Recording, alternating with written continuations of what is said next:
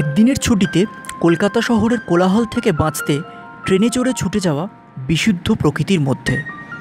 জানলার পাশ থেকে হু হু করে পেরিয়ে যাবে সবুজ প্রান্তর, স্বচ্ছ নদী, আর মাত্র ঘণ্টা চারেকের মধ্যেই পৌঁছে যাবেন এক ঘন সবুজ অভয়ারণ্যের মধ্যে। আমার সেম ডে রিটার্ন ট্রিপের আজকের গল্পে আমরা পৌঁছে যাব কলকাতা শহর থেকে 145 কিলোমিটার দূরের নদিয়ার বেথুয়াডহরি অভয়ারণ্যে।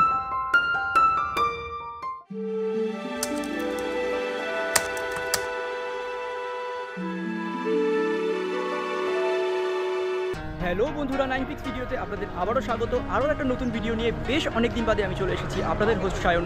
তাই আর দেরি না করে চলুন এবারে আমরা ট্রেনে উঠে বসি।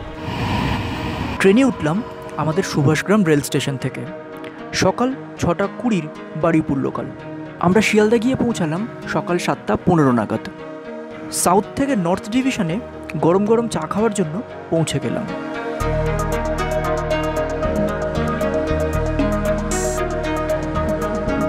কিছু সময় পার করে 7:53 কৃষ্ণনগর গ্যালপ ট্রেনটা ধরার জন্য পৌঁছে গেলাম শিয়ালদার 10 নম্বর প্ল্যাটফর্মে।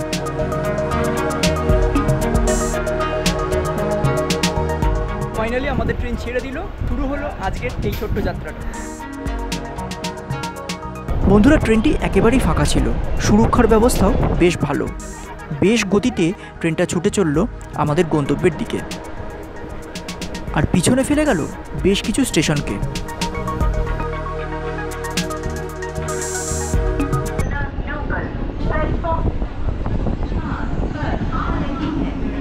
ফাইনালি আমরা নৈহাটি চলে এলাম। ট্রেনটা এখান থেকে আর গ্যালোপিংভাবে যাবে না, অল স্টপ এসে দাঁড়াবে। আর এবার জানলার বাইরের দিকের ভিউগুলোকে বেশ এনজয় করতে শুরু করলাম। রানাঘাট জংশন পেরোতেই চোখ পড়ল চূর্ণী নামের একটা ছোট্ট নদীতে।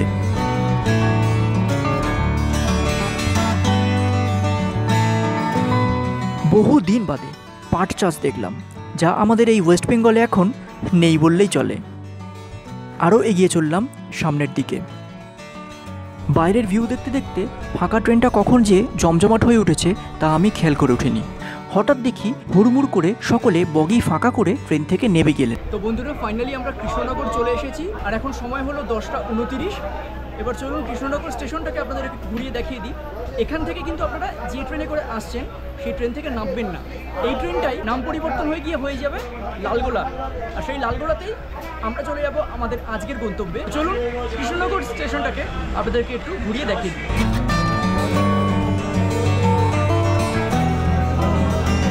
বেশ কিছুক্ষণ ট্রেনটা দাঁড়াবে।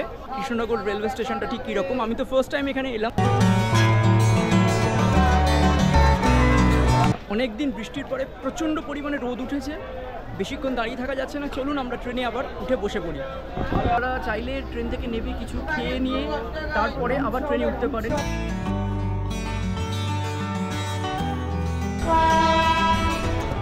এবারে আমরা একটা নদী দেখতে পারবো, যে নদীটার নাম হলো জলঙ্গি নদী। মায়াপুরের পাশ থেকে যত সম্ভব এই জলঙ্গি নদীটাই কিন্তু বয়ে গেছে। একটু ওয়েট করি, এক্ষুনি আপনাদেরকে দেখাবো জলঙ্গি নদীর কিছু ভিউ। বন্ধুরা, জলঙ্গি নদীর এই ভিউটা কিন্তু জাস্ট ফাটাফাটি ছিল। আর দূরের দিকে মানে ওই দিগন্তর দিকে তাকালেই চোখে পড়বে মায়াপুরের ওয়ার্ল্ড ফেমাস মন্দিরের চূড়াটা। এবার এসে গেল ধুবুলিয়া। এখানে চোখে পড়ল রেলের মক ট্রেন অ্যাক্সিডেন্টের একটি ড্রিল চলছে। আর এই স্টেশনটা পেরোতেই আমাদের ট্রেন তো দেখলাম প্রায় 90 কিলোমিটারের মতো স্পিড নিয়ে ফেললো। তো এখন আমরা রয়েছি মুড়াগাছা বলে একটা রেলওয়ে স্টেশনে। এর পরের স্টেশনটাই হচ্ছে আজকে আমাদের গন্তব্য। গ্রামের মধ্যে দেখুন কি সুন্দর আন্ডারপাস তৈরি হয়েছে। পেজা তুলোর মতো নীল আকাশ দেখে হঠাৎই মনে পড়ে গেল মা আসছে।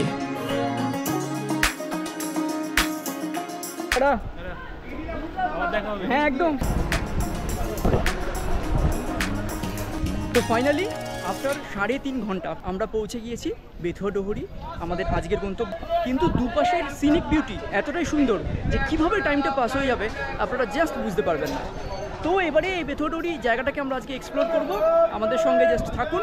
এখান থেকে আমাদের একটা লোকাল ট্রান্সপোর্ট ধরে পৌঁছে যেতে হবে বেথুয়াডহরি অভয়ারণ্যে।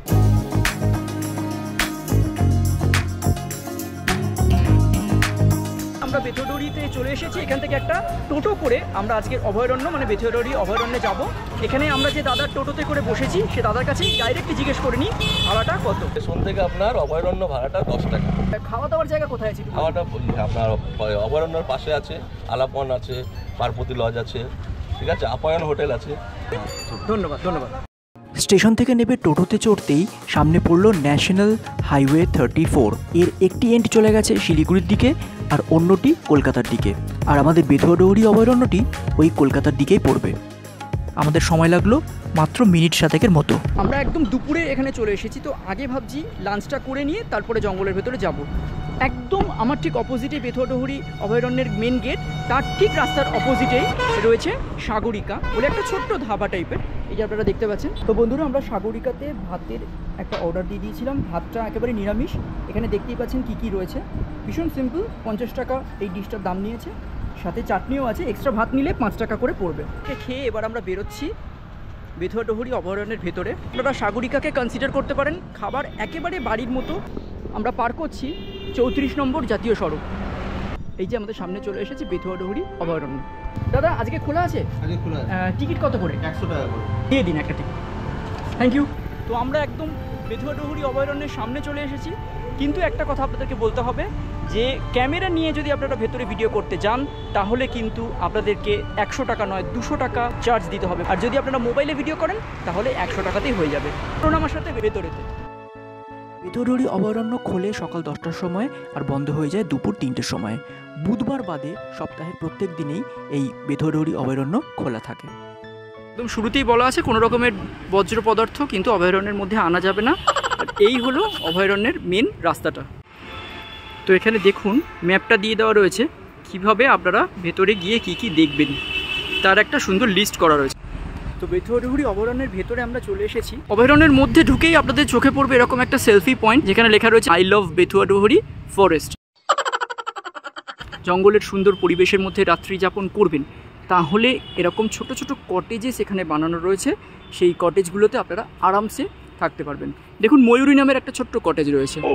ঠিক আছে, চলুন আস্তে আস্তে আমরা ভেতরের দিকে চলে যাই। তো দেখুন বন্ধুরা একদম পার্কে ঢুকেই বাঁ হাতে আপনারা দেখতে পারবেন Dwijendralal Roy nature interpretation centre, Bethuadahari Nadia West Bengal. এর পাশেই ছোট্ট ছোট্ট দুটো মূর্তি করা রয়েছে, বাচ্চাদের খুব ভালো লাগবে। ওকে, ভেতরটায় কি আছে গিয়ে আপনাদেরকে একটু দেখিয়ে দিই। এখানে দেখুন আপনারা বেশ কিছু প্রাণীকে এখানে প্রিজার্ভ করে রাখা হয়েছে। প্রাণীর সাথে রয়েছে প্রাণীর বিভিন্ন ডিম, ময়ূরের ডিম, ময়েল সাপের ডিম, মিষ্টি জলের কুমির, এরকম কিছু রয়েছে। একটা বেশ বড় মিউজিয়াম এখানে করে রাখা হয়েছে, যার চারিদিকে আপনারা ঘুরে ঘুরে বিভিন্ন তথ্য সংগ্রহ করতে পারবেন। বাড়িটা একদমই গোলাকার বাড়ি। চলুন, এখানে পশ্চিমবঙ্গের কিছু পশু ও পাখিকে মূর্তি আর সুন্দর ছবির সাহায্যে ফুটিয়ে তোলা হয়েছে। কী করে বন্য প্রাণীকে উদ্ধার করা হয় বাড়ি বা গ্রামের বিভিন্ন জায়গা থেকে, সেটাই এখানে দেখানো হয়েছে। আপনারা তো বুঝতেই পারছেন এটা হলো মুর্শিদাবাদের অন্যতম গন্তব্যস্থান হাজারদুয়ারি।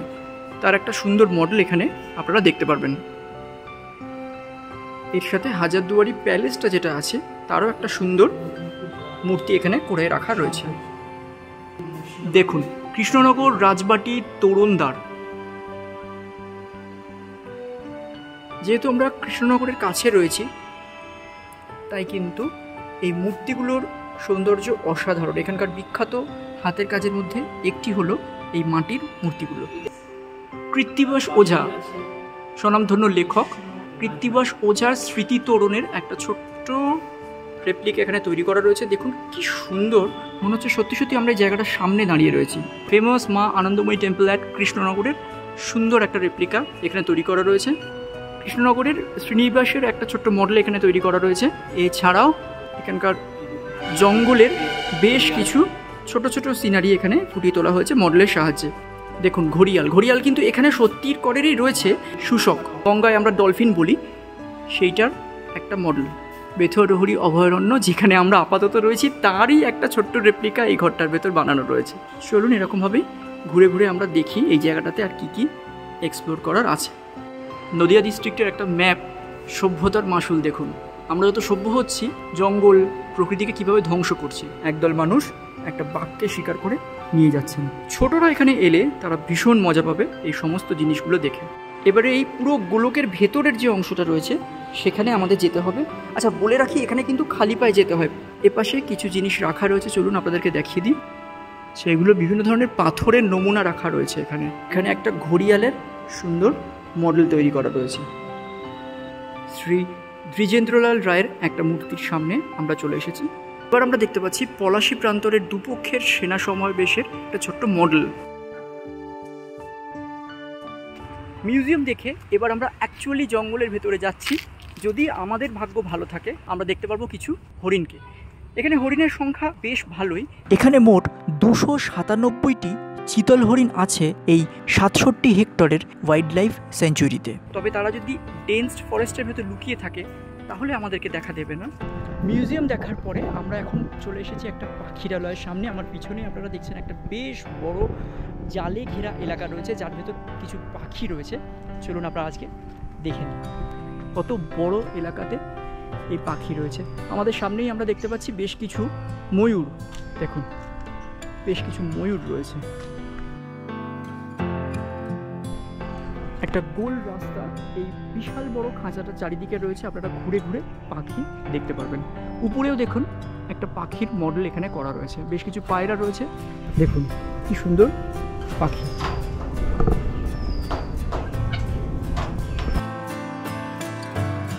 পরের যে দেখার জায়গাটা রয়েছে সেখানে চলে যাই। দেখুন নীলগাই এখানে রয়েছে। এদের লাইফ স্প্যান 12 থেকে 13 বছর।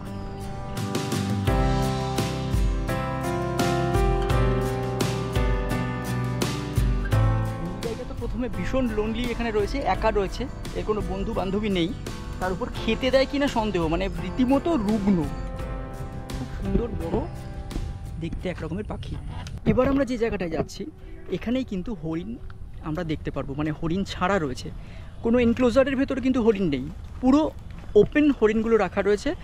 আমাদের যদি ভাগ্য ভালো থাকে, আগে আপনাকে যেটা বলছিলাম আপনাদেরকে, ভাগ্য সাথে দেয়, তাহলে আমরা কিন্তু আজকে হরিণের দেখা পেলেও পেতে পারি।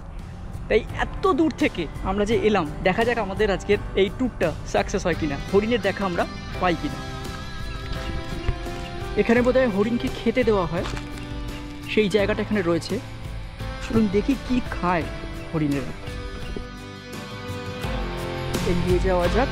কি বলছে এখানে, বিশেষ সতর্কীকরণ, হরিণকে স্পর্শ বা বিরক্ত করবেন না, কোনো খাবার দেবেন না। মেন বিষয়টা হলো হরিণকে দেখতে পেলে তো বিরক্ত করার ব্যাপার থাকবে। হরিণ তো নেই এখানে, আমরা দেখতেই পাচ্ছি না। তাকে বিরক্ত করার প্রয়োজন তো নেই আমাদের কোনো, আর কোনো ইন্টেনশনও নেই, শুধু দেখতে এসেছি তাদেরকে। এবার আমার গভীর জঙ্গলে শুরু হয়ে গেল হরিণ খোঁজার পালা। গাছগুলোর গুঁড়িগুলো দেখুন। আমরা এখন হরিয়াল যেখানে থাকে তার সামনে চলে এসেছি। দেখি তারা আবার জল থেকে উপরে উঠে রোদ পোহাচ্ছে না জলের মধ্যে ডুব দিয়ে বসে আছে।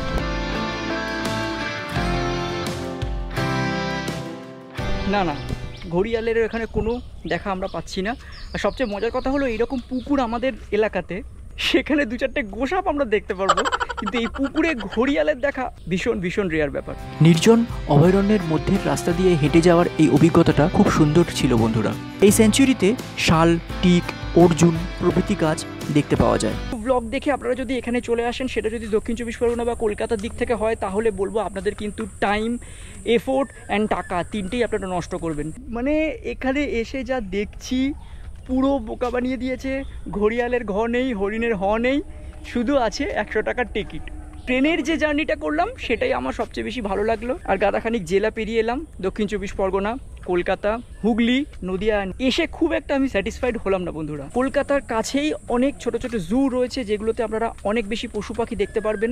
আর আমাদের বাড়ির যে পাশেই একটা ছোট্ট অভয়ারণ্য রয়েছে, যেটা খুব স্মলেস্ট ছোট্ট একটা অভয়ারণ্য, চিন্তামণিকর অভয়ারণ্য।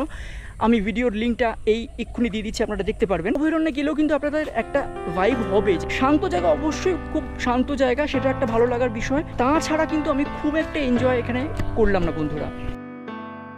আর সবশেষে এখানে কিছু নকল প্রাণীরও দেখা মিলল। ছোট্ট একটা টাওয়ার রয়েছে যেখান থেকে পশু পাখিগুলোকে দেখা যায়। দেখি এখান থেকে উঠে উপর থেকে কিছু ভিউ পাওয়া যায় কিনা। চলুন আমাদের সাথে, চলুন দেখি, যাওয়া যাক। এটা হলো ওয়াচ টাওয়ারের প্রথম যে তলাটা, সেখান থেকে একটা এরকম ভিউ আপনারা দেখতে পারবেন। আর এরপরেও আর একটা তলা আছে, চলুন আপনাদেরকে দেখিয়ে দিই। এই হলো ওয়াচ টাওয়ারের টপ ফ্লোরটা, যেটা এখান থেকে জঙ্গলের কিছুটা অংশ সুন্দর দেখা যাচ্ছে। এই যে জায়গাটা দেখছেন, এখানে হরিণদের খেতে দেওয়া হয়। লাক ভালো থাকলে আপনারা সেটা দেখতে পারবেন যে হরিণরা খাবার খেতে আসছে। স্বাভাবিকভাবেই ওয়াচ টাওয়ারটা যাতে জঙ্গলের মধ্যে কেমোফ্লেজ করে থাকে, তাই জন্য সবুজ রং আর পাতার ছোট ছোট গ্রাফিক্স দিয়ে সাজানো রয়েছে পুরো জঙ্গলের মধ্যে, যাতে ব্যাপারটা লুকিয়ে থাকে। তো এবার আমরা ওয়াচ টাওয়ার থেকে নিচের দিকে চলে যাব। যদি একান্তই নিরিবিলি কোনো একটা জায়গায় আপনাদের থাকতে ইচ্ছা করে, তাহলে আপনারা এই বেথুয়া অভয়ারণ্য সেটাকে আপনারা কনসিডার করতে পারেন। ফেসবুক পেজ 9fix ভিডিওতে আমি সমস্ত ট্রাভেলের ফটোগ্রাফি দিয়ে থাকি, আর আমার ইনস্টাগ্রামেও একই নামে 9fix ভিডিও নামেই একটা হ্যান্ডেল রয়েছে, আর আমাকে ফলো করতে ভুলবেন না। ময়ূরের কর্কশ শব্দ। পুরো ভিডিওটা আপনাদের কীরকম লাগলো আমাকে জানাতে ভুলবেন না। আসছে দিনে আরও অনেক অনেক জায়গায় ঘুরতে যাব, আর সেই সমস্ত এক্সপিরিয়েন্স তুলে ধরবো আমার এই ছোট্ট ইউটিউব চ্যানেল 9fix ভিডিওর মাধ্যমে। আপনারা যদি আমার এই চ্যানেলটাকে ভালো লেগে থাকে, আমার ভিডিও কন্টেন্টগুলোকে ভালো লেগে থাকে, তাহলে please consider subscribing my channel. আমি আপনাদের হোস্ট সায়ন, ফিরে আসবো এরকম আরও অনেক ইন্টারেস্টিং ছোটো ছোটো ভিডিও নিয়ে। ততক্ষণ সবাই আমার চ্যানেলকে দেখতে থাকুন, সাবস্ক্রাইব করতে থাকুন, বন্ধুদের মধ্যে শেয়ার করতে থাকুন। Tata, piece. তো আমাদের ছোট্ট ট্রিপ এখানেই শেষ হয়ে গেল। এবার যাওয়ার পথে কিছু সিনেম্যাটিক শট আপনারা এনজয় করুন।